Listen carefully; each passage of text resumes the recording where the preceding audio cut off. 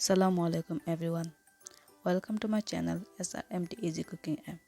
Friends, আজ আমি আপনাদের সাথে শেয়ার করব কিভাবে খুব কম সময়ে এবং অল্প কিছু উপকরণ দিয়ে তৈরি মজাদার ও সুস্বাদুভাবে এই রেসিপিটি তৈরি করবেন।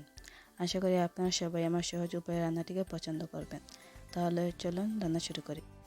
আমাদের যা যা উপকরণ প্রয়োজন তা হলো কয়েক পিস ব্রেড, গ্রিন চিলি, পেঁয়াজ কুচি, চিজ, একটি ডিম এবং সেদ্ধ আলু।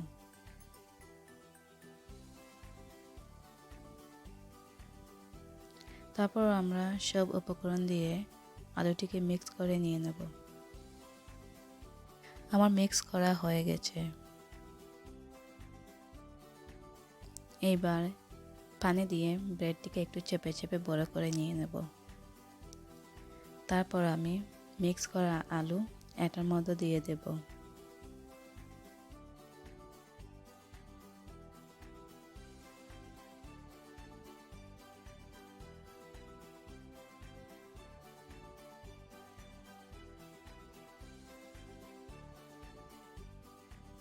এইবার দিয়ে দেব মাঝখানে এক পিস চিজ দিয়ে এটাকে একটু আমি ভাজ করে নিয়ে নেব। সব শেষে পানি দিয়ে এটাকে আমি জোড়া লাগিয়ে নিয়ে নেব। আমার সবকটি বানিয়ে নেওয়া শেষ। দেখতে মনে হবে এটা রোল। তারপর আমি এটাকে ডিম দিয়ে ব্রাশ করে নিয়ে নেব।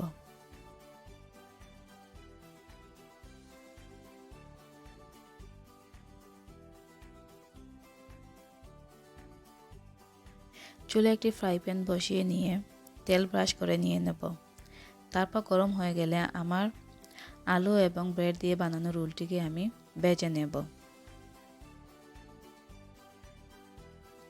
এটাকে আমি উল্টে পাল্টে আমি ভেজে নেব।